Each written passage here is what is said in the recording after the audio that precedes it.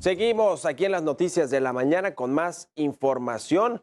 Ya le comentaba sobre la encuesta que se realizó hace un par de meses por parte del Instituto Nacional Electoral sobre la reforma que propuso el presidente López Obrador, la reforma del sistema electoral mexicano. Y hace unos momentos el presidente se refirió a esta encuesta en su conferencia allá en Palacio Nacional. Vamos a escuchar lo que comentó. Ayer se dio a conocer de que guardaron una encuesta que ellos pagaron y como los resultados no les favorecían, ocultaron la información. Y ayer sale el presidente del INE, que da, la verdad, pena ajena, a decir que pues eso era hace 2 meses, pero que ya las cosas desde luego han cambiado. Entonces sería muy bueno hacer otra. Bueno, para platicar sobre este tema, sobre la encuesta pues lo que viene con la reforma electoral, vamos a comentarlo con Luis Carlos Ugalde, ex consejero presidente del entonces Instituto Federal Electoral y bueno, pues analista político electoral. ¿Cómo estás, Luis Carlos? Buenos días. Muy buenos días, Mario. Gusto saludarte. Pues, ¿qué te parece, a ver, de entrada todo lo que sucedió con la encuesta, los resultados, la respuesta de Lorenzo Córdoba y lo que acaba de decir el presidente López Obrador? Lo primero que quiero decir es que a los legisladores les pagamos para que piensen en el futuro de México y piensen lo que es correcto para diseñar buenas políticas, buenas leyes.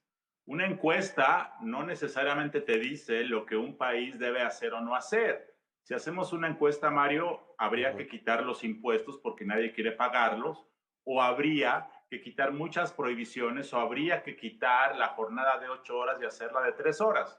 Entonces, una encuesta que diga una u otra cosa no debe ser relevante para esta discusión. Segundo, respecto a esta encuesta, para mí lo relevante no es que haya sido hecha hace 2 meses. Lo relevante de esa encuesta es que dice que solo el 27% de la gente había oído hablar de esta propuesta, de tal forma que los resultados de esta es de un segmento muy reducido y lo que dice es que en ese momento prácticamente nadie sabía de esto. De tal forma que la encuesta pues, no debe ser un criterio para saber lo bueno o lo malo. La propuesta de López Obrador, como muchas propuestas, suenan bonito. Por ejemplo, quitarle dinero a los partidos suena bonito y la gente lo aplaude. Por ejemplo, disminuir el número de diputados también suena bien y la gente va a aplaudir esas cosas, pero que las aplaudan no quiere decir que sean correctas. De tal forma que ese sería mi primer comentario de que esta encuesta es una cosa y lo que debemos hacer como país es una cosa diferente. Sí, efectivamente, la gente, si le preguntas, oye, menos dinero para los partidos políticos, sí, menos legisladores también, menos dinero al organismo que organiza las elecciones, el INE, antes el IFE que tú presidiste, pues también, ¿no? O sea, se escucha bonito porque pues nadie quiere que sus recursos que se pueden canalizar a otras cosas, pues vayan a estos organismos electorales, aunque se pone en riesgo la democracia, que es el fondo del asunto. Ahora la discusión va a comenzar ya formalmente, vendrán las negociaciones en la Cámara de Diputados, después en el Senado, pero al margen de todo esto, que es eminentemente legislativo, como ya nos decías, pues están los actores políticos, los presidentes de los partidos, está el secretario de Gobernación tomando partida diciendo que ya hay un acuerdo político y que va a salir una reforma electoral, está la Iglesia, el Episcopado Mexicano también emitiendo posturas, la Comisión de Derechos Humanos metiéndose al asunto, es decir, los empresarios, por supuesto, también, es decir, hay muchos interesados en este asunto o preocupados u ocupados en que no pase o que sí pase la reforma electoral, es decir, se está contaminando de más, vale la pena que sí se hable de esto en todos los sectores del país. ¿Cómo ves tú todas las voces que han comentado al respecto? A mí me parece muy positivo que la gente salga a decir lo que piensa, porque esta reforma afecta a todos, a los empresarios, a la gente común. ¿Por qué nos afecta? Hay que decirlo con claridad. El INE, con todas sus imperfecciones, Mario, permite que los votos que la gente deposita son los votos que se cuentan y gana el que tiene más votos, con todas sus imperfecciones. Si nosotros perdemos esa opción, si nosotros perdemos ese instrumento, perdemos la capacidad de que la democracia con sus defectos funcione. Si esta reforma se aprueba, Mario, el INE se va a volver una extensión del gobierno. Y déjame explicar brevemente por qué. Ujú. López Obrador está proponiendo que el pueblo los elija y esto es básicamente una mentira populista. ¿Por qué? Porque que el pueblo los elija suena bonito, pero en realidad lo que significa, de acuerdo a la propuesta del presidente, es que si tú quieres ser candidato a consejero, Mario va a tener que ir a tocar la puerta del gobierno, o sea, Morena.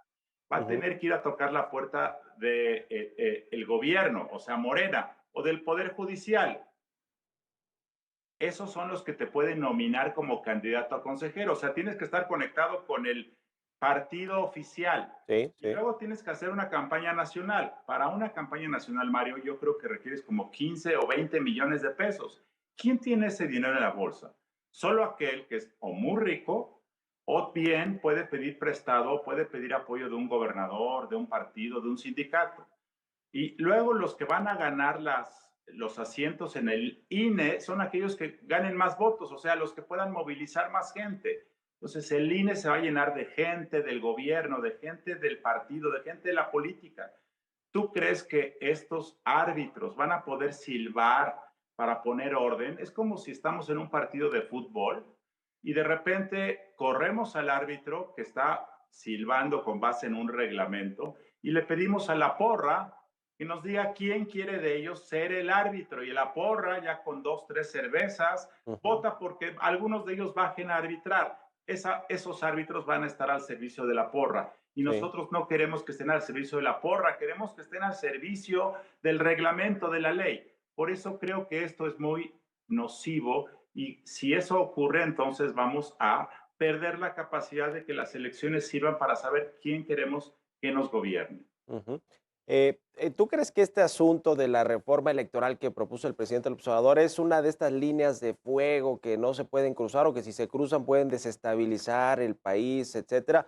Te pregunto esto porque, bueno, es quizá la reforma más ambiciosa que ha hecho que ha mandado el presidente López Obrador de cambiar el sistema electoral y además de forma tan radical. Te pregunto eso por una parte y por otra parte, Luis Carlos Ugalde, ¿qué crees que pasa en el Congreso, que es donde realmente se va a medir la fuerza de cabildeo de Ricardo Monreal, de Ignacio Mier, del propio Adán Augusto López, que ya ha cabildeado y operado otras reformas? Es decir, ¿va a ceder o no el PRI finalmente, que es a quien han apretado? ¿Cómo ves estos dos panoramas?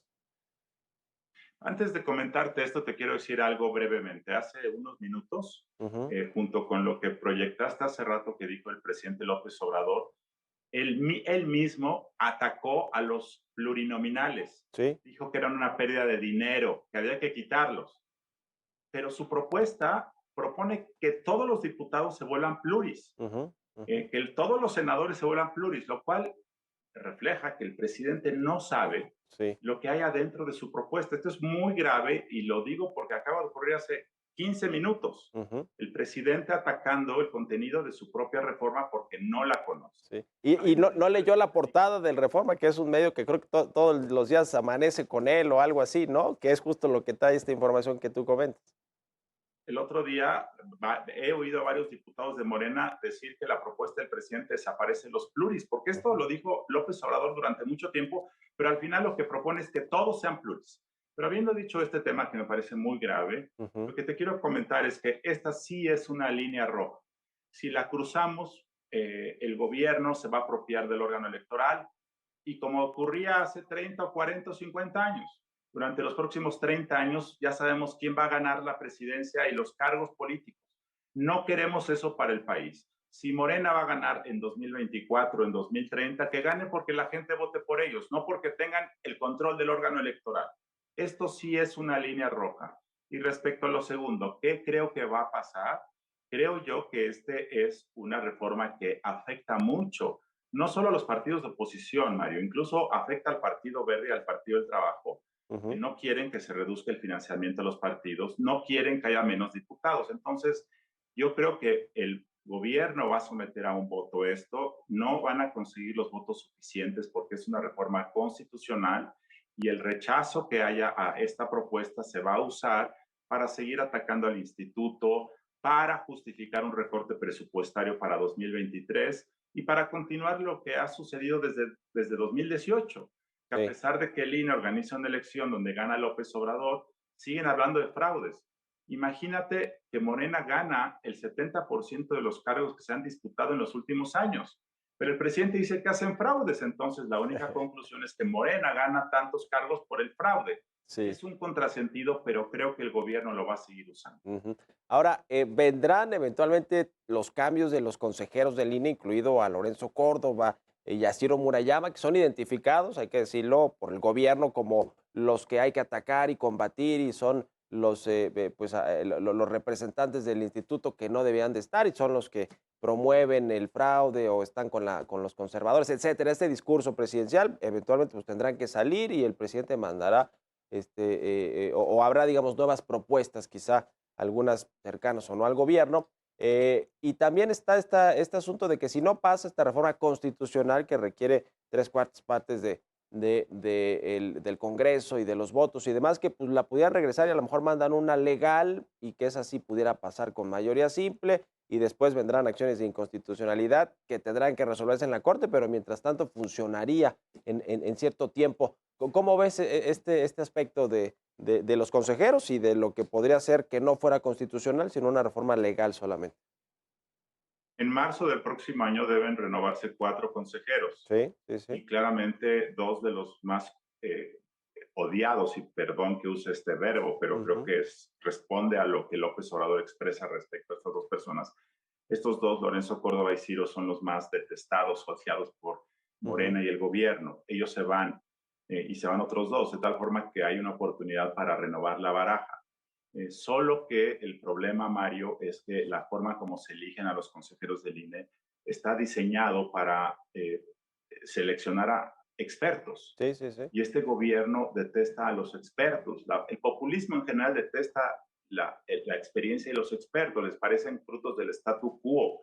Entonces, el gran problema es que si Morena percibe que el proceso como está diseñado va a dejar al final y como finalistas a expertos, y lo que Morena quiere son activistas, el presidente quiere gente leal a su transformación, hay 2 posibilidades. A, que no se convoca el proceso y el INE quede con 7 consejeros Ujú. y Sí, sí, entre sí. ellos tengan que escoger a un presidente interino. La opción B es que Morena trate de forzar que dentro de los finalistas quede algún personaje de corte ideológico, activista, pro obradorismo, y que esto genere claramente mucha dificultad en elegirlo o que llegue al INE y trate desde el INE de cambiar la ruta operativa del instituto. Son 2 riesgos y es un momento muy delicado lo que va a ocurrir en marzo del próximo año.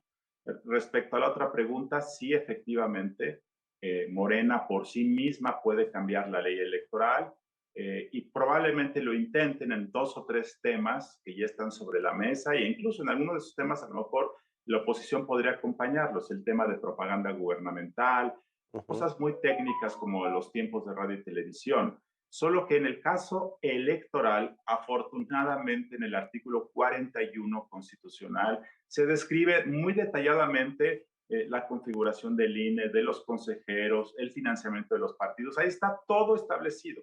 Entonces, a diferencia de la materia eléctrica, por ejemplo, en donde tú podías generar una duda en la ley y después tener una controversia con la Constitución, aquí está muy claro porque la Constitución dice prácticamente todo. Entonces, no te puedes meter a la cocina por el patio trasero con tanta facilidad. Es decir, no puedes querer hacer lo que quieres hacer con cambiar la fisonomía del INE mediante leyes porque la Constitución es muy clara. Entonces, ahí hay un punto de contención en este tema. Ya, pues seguirá dando mucho de qué hablar, sin duda alguna, hasta que se vote, hasta que se lleve al pleno esta votación en diputados y en senadores, y estaremos en contacto, si nos permites. Te agradezco, como siempre, estos minutos para el Heraldo Televisión, Luis Carlos Ugalde, ex consejero, presidente del IFE, y bueno, presidente también, director de Integralia Consultores. Gracias y buenos días. Gracias, Mario. Buenos días.